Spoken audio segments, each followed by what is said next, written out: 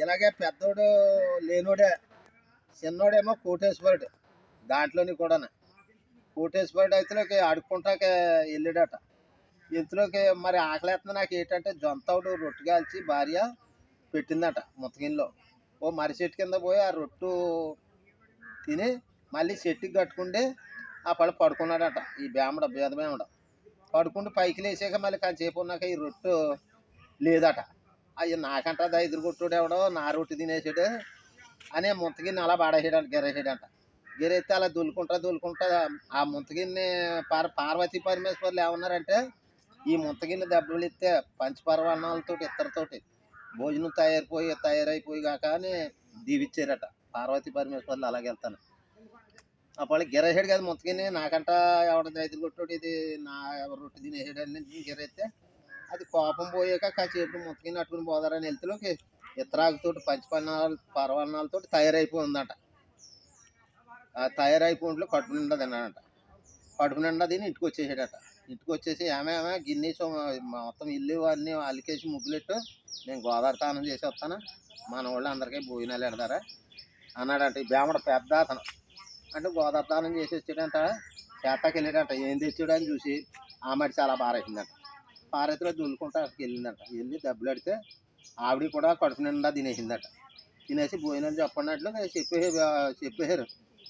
ఆడుకుండి కూడా ఆడింటికి మనం భోజనాలకి వెళ్తామంటే అని ఆ పళంగా కుర్రోడిని పంపారంట. పంపితే అలా వరుసగా కూర్చుంటే దెబ్బలిచ్చుకుంటూ పోతున్నావు కదా ముందుకనే ఈశ్వరుడు చుట్టించింది. దెబ్బలిచ్చుకుంటూ వెళ్తే ఆ పళంగా అందరికీ అయిపోయినాయి భోజనాలు పెట్టేశారంట. అయ్యి బాబోయ్ ఇలాంటి భోజనాలు తినలేము చేయలేము ఎక్కడ తయారవనివి కానీ అని చెప్పుకుంట్లోకి తమ్ముడు పేళం ఏం చేసింది, ఏమండి మీరు వెళ్ళాలా, మీ అన్నగారు వెళ్ళాడు కదా ఇలాగా తెచ్చాడు కదా మీరు వెళ్ళి చేయండి అట్లా. మరి నాకు ఆకలేద్ది అన్నాడంట. లడ్డుండలో మిఠాయిలో నేతోడి తయారు చేసేసి పెట్టేసిందంట. మరి అన్నదమ్ములు ఇద్దరు ఒకలాగా ఉంటారు కదా. మళ్ళీ ఆ మర్రి చెట్టు కింద ఉండి కందిని ఆ మర్రి చెట్టుకి ఆలగట్టి పడుకున్నాడంట. అప్పుడు పార్వతీ పరమేశ్వర్లు వచ్చారంట. ఒత్తిలోకి అరే ఈ బీదమేమడికి ఇంకా చూడలేదు అని ముంతగిన్ని జూతులో లడ్డుండలో మిఠాయిలో ఇవన్నీ నేతోడి తయారు చేసి ఉన్నాయట. ఆడిగాది అయితేనని ఆ పళంగా ఈ ముంతగిన్ని దెబ్బలిస్తే ఇద్దరు మంగళోళ్ళు అయ్యి ఒకటి జుట్టు అట్టుకుండి ఒకటి ఇటు మీద గుద్దాలని దీవిచ్చేసుకోరండి. ఆ పళంగా ఇంటికి వెళ్ళిపోయాడు. ఏమే మరి గోదావరి స్నానం చేసి వస్తాను నేను, నువ్వు ఆ ఇల్లు గుమ్మలు అయ్యి అలికేసి ముగ్గెట్టి అన్నాడట.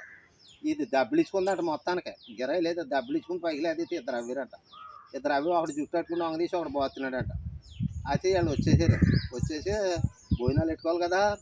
మొత్తం ఈడు ఉన్నవాడు కోటేశ్వరుడు శీలమణిదా పంచులు కట్టేసి ఆ పళంగా మరి ఇంటికి వస్తున్నారు. అడుకుంటూ కూడా ఇంటికి వెళ్ళలేదు. పెద్ద వాళ్ళు అలా వచ్చేసారంట. ఎక్కడి నుంచో వరుస కూర్చున్నారంట.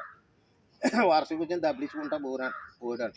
పోతులకి మనిషికి దెబ్బలు ఇచ్చినప్పుడు ఆ దెబ్బలు ఇచ్చిన కాడ ఇద్దరు అవి మొత్తం అందరినీ గుద్ది వదిలేసారంట.